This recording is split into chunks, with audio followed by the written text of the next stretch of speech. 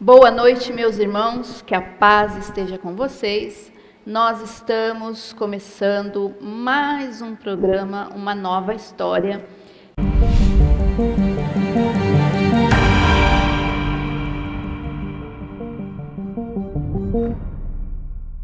Que nós idealizamos no canal da nossa igreja, Igreja do Evangelho Quadrangular de Jardim Bandeiras 2.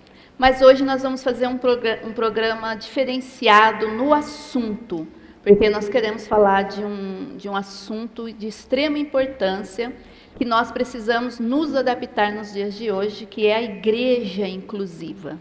E nessa noite nós vamos falar sobre o autismo. Mas antes de nós começarmos aqui nosso bate-papo, eu quero apresentar para vocês as irmãs que estão aqui nessa noite. Primeiro, a Monique, né, que é a pessoa que vai contar para nós um pouco sobre o autismo. A Larissa, que é psicóloga e vai também dar suas intervenções nessa questão psicológica. E a Natália, nossa doutora Natália, que é advogada e vai estar falando um pouco também sobre o direito dessa criança, o direito das pessoas que são portadores desse síndrome. Então, talvez você... mas eu não tenho nenhum filho autista, mas conhece alguém que tenha, e nós, como igreja, precisamos estar preparados para receber crianças com esse aspecto, não só crianças, como adultos também, né? Então, nós precisamos aprender a ser uma igreja inclusiva. Então, nós vamos conhecer um pouco sobre o autismo. Nós temos aqui a irmã Monique, né, que é a nossa irmã aqui da igreja, e ela é mãe da Isabelle, né?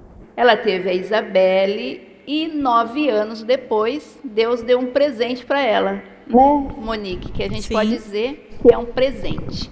E a Monique é mãe do Guilherme, né, do Gui, que é portador do espectro autista.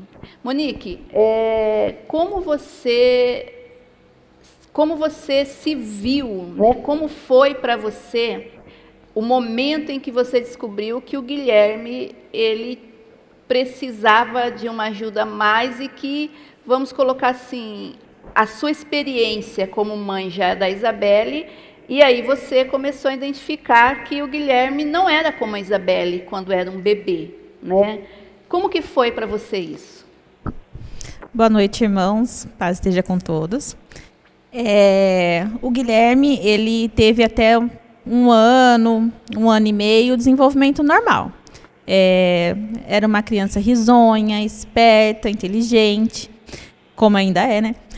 Balbuciava, falava algumas palavrinhas soltas, e por volta de 1 ano e meio, eu percebi que ele ainda não tinha começado a andar e questionava o pediatra dele a respeito disso. Ele dizia que era normal, que ele estava dentro do prazo, e realmente ele começou a andar com 1 ano e meio, e o tempo foi passando e ele não falava, ele tinha interesses restritos quanto a brinquedos, brincadeiras, pessoas, não gostava de crianças da idade dele, e eu sempre relatando isso para o pediatra, e ele me dizendo que era normal, que tinha crianças que eram mais tímidas mesmo, que demoravam um pouco mais a falar, falou da preguiça, né, que acho que não existe criança preguiçosa, mas falava que ele poderia ser um pouco preguiçoso, por isso ele não falava, não interagia, né? Ele não ia à escola ainda, não tinha priminhos da mesma idade. Então, ele dizia que era o contato mesmo, que não tinha com crianças. E por isso que ele era atrasado na fala e na comunicação, na interação com as pessoas mesmo. E por volta de 2 anos e 2 meses, mais ou menos, eu insisti com ele que ele precisaria ir a uma fono, porque não era normal uma criança de 2 anos e 2 meses não falar.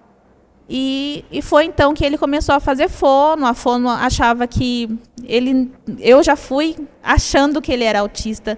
Eu sabia que tinha alguma coisa diferente dele, né? A Isabelle, ela era muito diferente. Com 2 anos, ela cantava e gostava das crianças, de passear, de estar junto, e ele era muito diferente.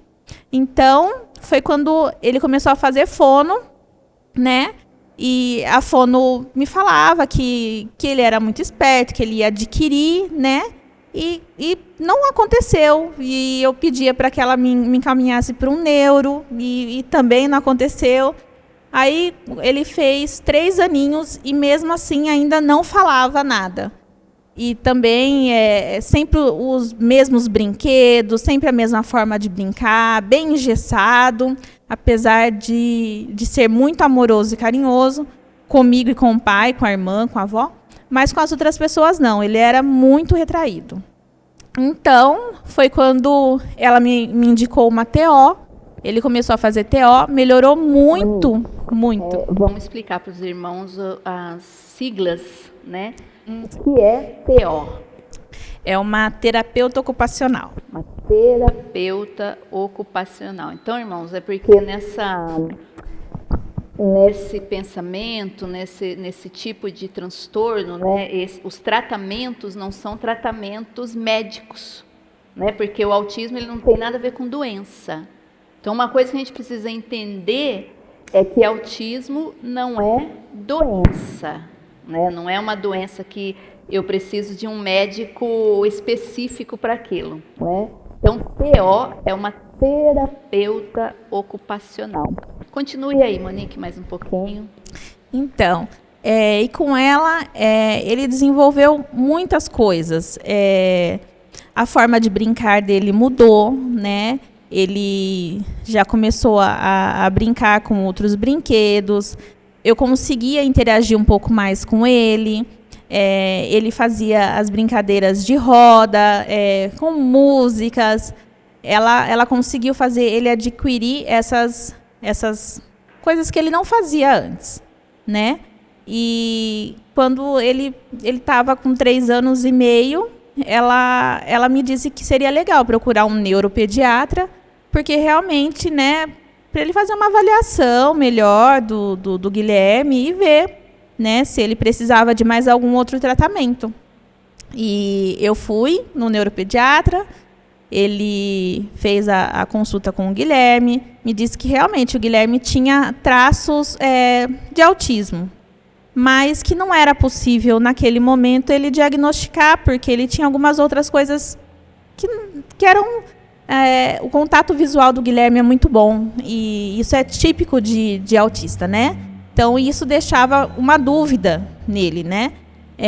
O cognitivo do Guilherme, o Guilherme aprende muito rápido, né? Apesar de que os autistas aprendem, mas ele ficava em dúvida. Então, nesse primeiro momento, ele não diagnosticou, nos mandou embora, disse para a gente continuar com a fonoaudióloga, e com a TO, né, terapeuta ocupacional, uma vez por semana, que era o que o convênio nos liberava, e só. Foi isso, por enquanto, que aconteceu. Então é isso, irmãos. A Monique, ela contou um pouquinho como ela descobriu, né, o sentimento que levou ela a tentar a ir mais fundo na questão do porquê o Guilherme não falava, né? A gente ainda não falou o que é o autismo, vamos tratar disso um pouquinho mais adiante. Mas eu quero aqui passar a nossa conversa aqui para a Larissa, que é psicóloga. Como que a psicologia, como que uma mãe, né, ou esse campo de trabalho, no que a psicologia ela pode estar ajudando essa criança, né, que é portadora do autismo, porque uma coisa que a gente tem que entender, irmãos, né, como eu disse há pouco, que autismo não é doença. E às vezes a gente, como cristão, a gente tem um pensamento de que psicólogo é médico de louco. E psicólogo não é médico de pessoas com loucura, né, que é uma doença mental grave. Então, uma das coisas que você que é mãe, que talvez esteja nos ouvindo, por isso que eu vou querer ouvir a Larissa agora, que é psicóloga, você que é mãe que esteja nos ouvindo, prestar atenção nesse seu filho e entender um pouco essa questão que o psicólogo, ele também é importante, a área psicológica, né, entender psicologicamente essa criança é importante. Larissa. Bom, como aproveitando, né, essa fala de que realmente não é uma doença. Então, o que é? Né, já que é algo diferente e não é uma doença, o autismo ele é um transtorno no neurodesenvolvimento. Então, o que acontece? A criança ela não vai ter um desenvolvimento típico, que seria um desenvolvimento esperado, enquadrado. Aos 3 meses a criança vai fazer isso, aos 4 vai fazer isso, aos 5 vai fazer isso. Isso é um desenvolvimento típico, um desenvolvimento mais comum. E o autismo, não, ele é um desenvolvimento atípico. Então, pode ser que dentro desse desenvolvimento, a criança, igual a Monique falou, né? O Guilherme ele não falava na idade, então esse desenvolvimento diferente, ele é o que caracteriza, né, principalmente o autismo, né? Bom, o que a psicologia tem a contribuir para essa criança ou para esse indivíduo, enfim? Porque é legal também deixar claro que não é só criança, né? Como é um transtorno do desenvolvimento, pode ser que você descubra com 3 anos, com 1 ano, com 2 anos, ou até mesmo com 40 anos, né? É isso que eu ia falar, Larissa, que a Monique, né, ela percebeu logo e já tomou as devidas providências, mas o autismo, ele pode ser, a pessoa pode identificar, às vezes, a mãe ou a própria pessoa, puxa, eu já tenho 15, né, então não é só de criança, né? Exatamente. Por se tratar do desenvolvimento. Então, o legal é que quanto mais cedo existe esse diagnóstico clínico, melhor né? Porque aí nós, como profissionais, conseguimos proporcionar uma qualidade de vida melhor e um potencial de desenvolvimento melhor para essa criança. A psicologia, ela contribui junto com vários profissionais, né, durante esse tratamento. Por quê? Vai precisar de um fonoaudiólogo, um terapeuta ocupacional, vai precisar também, em alguns momentos, de um fisioterapeuta, um educador físico, por se tratar de um transtorno do desenvolvimento. Então, o desenvolvimento ele se dá por diversas áreas, né, nas nossas vidas. O desenvolvimento motor, o desenvolvimento da fala. Então, são vários aspectos que precisa ser trabalhado. E assim, como não é uma doença, não tem um remédio ou um tratamento específico, né? É algo mais dinâmico, algo mais amplo. E cada pessoa vai responder de uma forma diferente, né? Larissa, e a gente tem que lembrar também que esse tratamento, né, vamos colocar assim, ele é feito a longo prazo. Então, talvez você está em casa, conhece alguém, ou até mesmo, né, sua própria criança, você, com essa conversa nossa, você está identificando alguma coisa, algum sentido que talvez a sua criança não use. Então, quando a gente fala de psicologia, né, Larissa, a gente está falando de um tratamento curto, médio e longo prazo, né? Então, por isso que é um tratamento que une várias áreas, né? Exatamente, porque assim, a gente tem a contribuir muito, né, na questão emocional, na questão até mesmo dos familiares, né? Como essa mãe vai cuidar dessa criança, ou como as pessoas que estão ao redor vão lidar com esse indivíduo, né? Vamos dizer assim. Como que as pessoas vão lidar? Então, o trabalho emocional tem que ser também com essas pessoas, né? É interessante entender, por ser algo muito amplo, né, que a forma como vamos lidar. Porque, assim, quando falamos, no começo a pastora falou, né, nós estamos fazendo esse espaço para uma igreja inclusiva, né?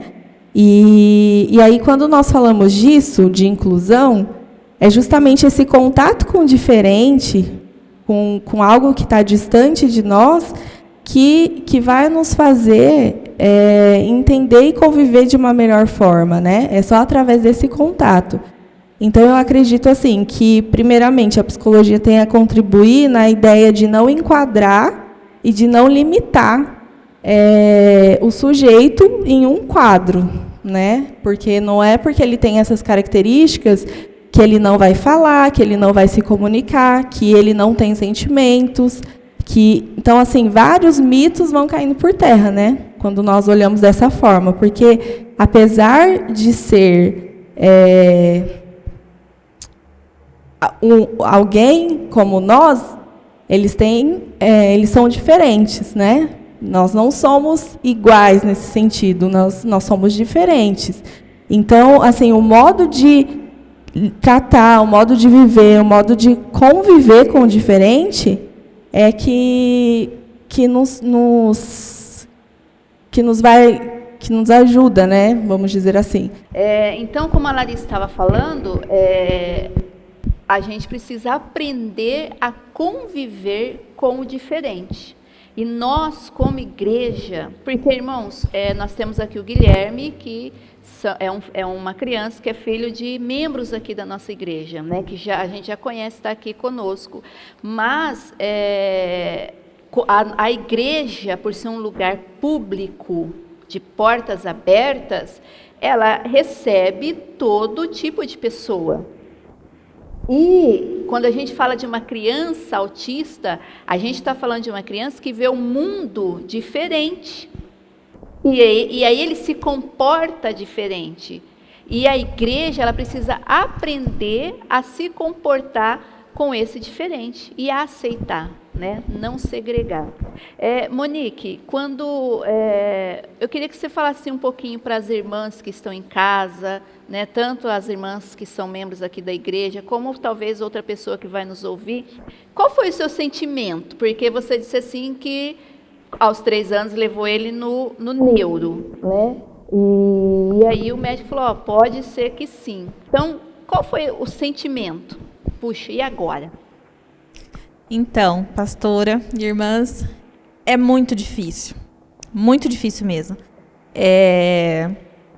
O meu filho tão amado, desejado, tantos planos que eu tinha para ele, né?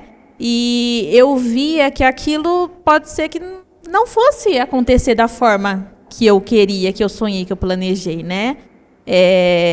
Ao mesmo tempo, ouvir da família, dos amigos, não, isso é coisa da sua cabeça. Ele é como todo mundo, ele é um pouco tímido, né?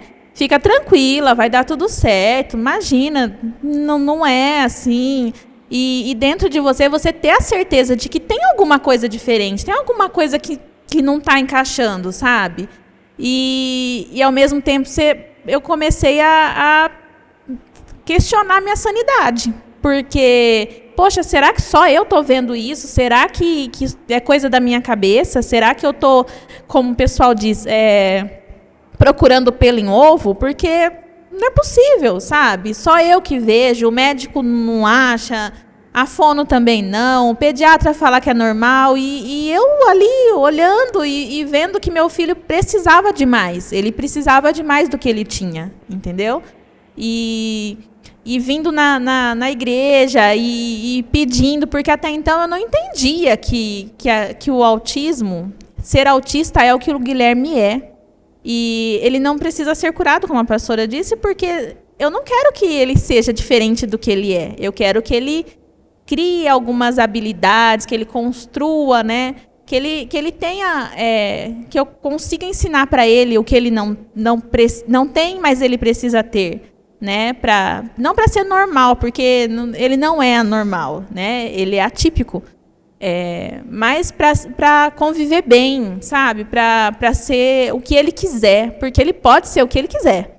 Ele pode ser um médico, ele pode ser um advogado, ele pode ser um psicólogo, ele pode ser um coletor de lixo, ele pode ser o que ele quiser, porque ele tem muito potencial. E eu quero ajudar ele a cada dia mais para ele ser isso que ele quiser mesmo. Guilherme é inteligentíssimo, ele ama números, ama letras. E até na escola mesmo, eles me falam que essa parte dele é até acima um pouquinho das crianças da idade dele. E aí eu via tudo isso acontecendo e as pessoas viravam para mim e falavam, não, imagina, é coisa da sua cabeça, sabe? É complicado porque eu vivia noites em claro pensando nisso, sabe? Eu vivi o luto antes de saber que o Guilherme era autista. Porque tem o luto, né? É o luto do filho que você imaginou, que você idealizou, né, na sua cabeça. E às vezes, o meu marido, ele me ouvia, ele é muito presente, né? Mas, às vezes, nem ele acreditava que aquilo pudesse ser possível, sabe?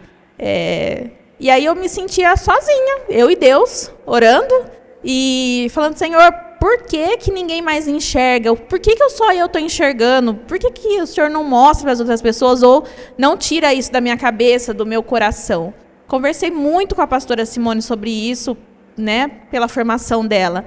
E ela sempre acompanhando, a gente conversando sobre isso.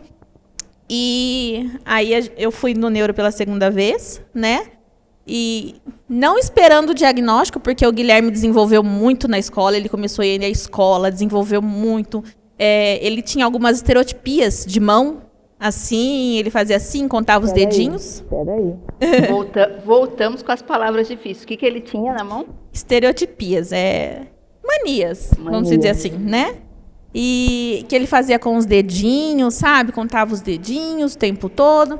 E ele tinha parado de fazer isso. Falei, nossa, que bênção, né? Imagina, não é nada mesmo. E fomos ao neuro, super felizes, com relatório de fono, de terapeuta ocupacional, falando que ele teve muitos avanços. E o neuro leu os relatórios, ouviu o que a gente tinha para falar, virou para a gente e falou, olha, o Guilherme é autista. E você continua com os tratamentos. E é isso, daqui 4 meses você volta aqui. E foi assim. E ele falou assim no seco. Sim. Foi assim o diagnóstico. Mas você estava... É porque você já tinha se adiantado. Sim. Porque mãe, irmãos, mãe é mãe, né?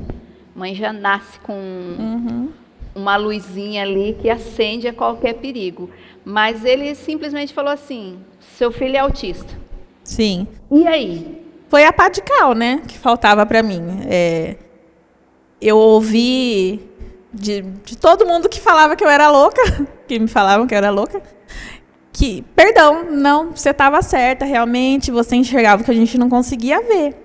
E aí, eu, depois do luto, né, do sofrimento, do tombo, eu comecei a me mexer. Falei, eu preciso me mexer, tá? E aí, ele é autista, mas e o que eu faço agora com essa informação, né? Porque os médicos dão essa informação pra gente, mas não falam, tá, e aí, o que eu faço agora? Onde eu levo? O que eu faço? Eu continuo do jeito que tá? Vai resolver? Né? E aí foi que eu comecei a estudar sobre o caso, estudar, e procurar alternativas, né? O médico não me deu um laudo no dia que eu fui. Ele simplesmente falou. E aí, tudo que eu ia procurar para fazer, eu queria fazer natação, queria fazer mais sessões de fonoaudiólogo, de terapia ocupacional. E aí eles me falavam, tá, mas cadê o laudo para eu poder autorizar? Então, eu tive que marcar uma nova consulta, né, com o neuro, que acho que todo mundo sabe que não é fácil de marcar, 3, 4 meses de espera. Bem difícil, neuropediatra principalmente, que tem pouco. Mas eu marquei, ele me deu o laudo, e aí veio a pandemia, né? Então... Deixa eu te fazer uma pergunta. Não. Vamos comentar um pouquinho aqui. Você, então, aí recebeu do médico, o seu filho é autista. Aí você disse que começou uma luta, né? E nessa luta você encontrou obstáculos. Né, encontrou obstáculos, e eu quero ouvir a doutora Natália agora nesse sentido, porque, irmãos, é importante você prestar atenção, assim como a Monique, ela diz que encontrou obstáculos, E uma das coisas que nós precisamos, você que é mãe, que conhece alguém, é ter um pouquinho desse conhecimento, né? Que a doutora Natália vai falar para a gente agora essa questão da lei, né? Como advogada, o que uma criança autista, já quero fazer essa ponte para a gente não perder o fio aqui da fala da Monique, da questão dos obstáculos que ela encontrou para ajudar o filho. Doutora Natália, quais são, assim, em termos de lei, né, o que essa criança tem direito, o que essa família tem direito, o que essa mãe, esse pai pode conseguir para um melhor desenvolvimento dessa criança? Bom, primeiramente, boa noite a todos que estão em casa, boa noite, pastora, Larissa, Monique. Eu acho muito importante ressaltar esse tema, que é de extrema relevância para nós como igreja e sociedade. Indo a fundo no tema do transtorno espectro autista, nós temos legislação específica brasileira que trata sobre o assunto, que é a Lei 12.764 de 2012. É uma lei recente, mas que ela trouxe uma política nacional para garantir os direitos da pessoa que possui o transtorno espectro autista, ou seja, de uma criança, de um jovem e um adulto autista. E, principalmente, né, nessa luta dos obstáculos que tem, a maioria dos relatos que a gente pode perceber dentro do meio jurídico é com as questões de convênio médico, principalmente, e escolar. Dentro do que a Monique estava falando, com relação às sessões que ela tem com o Guilherme, que é um tempo um pouco perto do que ele necessita, os convênios geralmente tendem a negar ou estipular um número de sessões, o que é inviável para a criança, porque ela necessita de um amparo muito maior, ou seja, que é 30 minutos para o desenvolvimento dela. Então, o que acontece?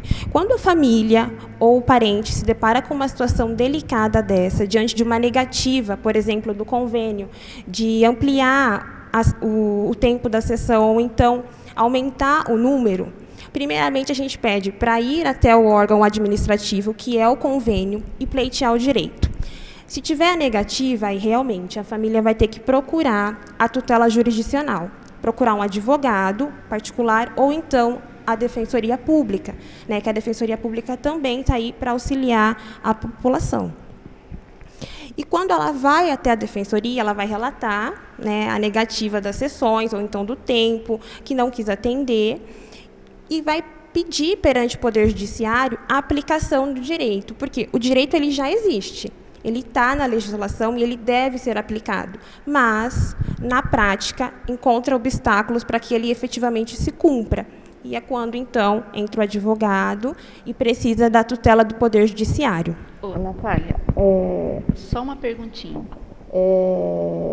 Porque a gente está percebendo, assim, que na sua fala que é um caminho longo, né? É um caminho longo e muitas famílias, muitas mães não têm esse conhecimento. Então, para ele começar a percorrer esse caminho, você aconselharia, no sentido assim, ele já procurar esse advogado, ou ele, né, eu sei que você já deu os passos, mas a pessoa acaba desistindo. O convênio não autorizou e desiste. Na verdade, a luta, ela tem um longo processo, porque dificilmente, na maioria das vezes, na verdade, o convênio ele vai negar até 20 sessões, ou 40 sessões, ou limitar o tempo. E aí acontece que a família vai precisar ir até o médico e pedir um laudo, declarando que realmente aquela criança precisa de um atendimento específico ou maior para o desenvolvimento. Quando ele tiver esse laudo na mão, ele vai até o convênio novamente e faz o requerimento. Ainda assim, existe a possibilidade de negativa. Seria quando a família teria que acionar o Poder Judiciário. Infelizmente, não deveria ser assim, mas na prática é. É assim que acontece, né? É assim que acontece. A família, além de estar lidando, porque não é fácil para uma mãe, né? Como a Monique disse, no sentido, tinha sonhos para o filho. Aí essa mãe está lidando com essa questão, né? Que já é difícil, e aí ela lida ainda com essa questão dessa negativa do convênio, né? Dessa questão jurídica. Então, assim, uma das coisas importantes, você que nos ouve, é não desistir, né? Não desistir e ir até o fim, né? Mas continua, Natália, por favor. Dentro, né, da questão do convênio médico, a gente tem essa situação que é a mais comum de acontecer, mas que frequentemente os tribunais, eu falo mais do Tribunal de Justiça de São Paulo, tem concedido liminares no sentido de que o convênio, sim, ele tem que custear o tratamento multidisciplinar, como a psicóloga Larissa falou, com relação a terapeuta ocupacional, psicólogo, ou então fisioterapeuta, para aquela criança que precisa, porque se o convênio está ali, ele tem que atender às necessidades daquela criança. Enfim, o tribunal ele tem concedido liminares nesses sentidos, até mesmo nesse ano já foram algumas no Tribunal de Justiça de São Paulo, para garantir o direito que aquela criança tem de fato. Basicamente, o que veio com essa lei de 2012? Ela instituiu que também a criança que possui o transtorno espectro autista, ela é considerada uma pessoa deficiente. E, como uma pessoa deficiente, ela também tem os direitos do Estatuto da Pessoa com Deficiência, que é a Lei 13.146 de 2015, que ela veio também para garantir, né, os direitos da pessoa com deficiência e promover os direitos em igualdade, né, de acordo com as possibilidades de cada pessoa. Então, tem legislação ampla e específica para proteger uma criança que possui autismo, quanto ao tratamento, a saúde, a educação e até mesmo a convivência comunitária, familiar e profissionalização. Então, a lei ela veio para garantir desde saúde até o trabalho, porque uma pessoa com autismo ela tem o direito de trabalhar, ela tem o direito de estudar, ela tem o direito de lazer, de cultura, de transporte. Então, é bom que as pessoas saibam disso, porque falar, mas só de saúde? Não, tem muitos outros direitos que muitas pessoas e famílias não sabem e, por isso, não utilizam. Eu posso ressaltar aqui também, com relação a criança, né, em especial, ela tem o direito de ter um professor mediador dentro da sala de aula. Esse professor mediador não é só para o desenvolvimento de aprendizagem, né, mas de comunicação. A comunicação que essa criança vai ter com o professor, a comunicação que a criança vai ter com os colegas. O mediador ele está ali não para ser uma babá, né, da criança, mas para mediar o desenvolvimento dele no ambiente escolar e também no seu desenvolvimento. A Lei 12.764, ela veio também para garantir esse professor mediador. É um direito que a criança tem e a família deve pleitear perante a escola. Mas o que acontece novamente é que muitas escolas se recusam até por conta do custo. Porque não é um profissional, tem que ser um profissional especializado para atender às necessidades. E aí, ele tem que atuar na área da pedagogia e ter também uma especialização numa psicopedagogia para poder atender essa criança.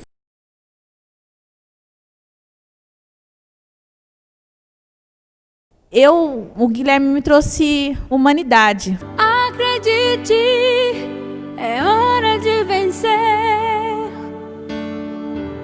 Essa força vem de dentro de você.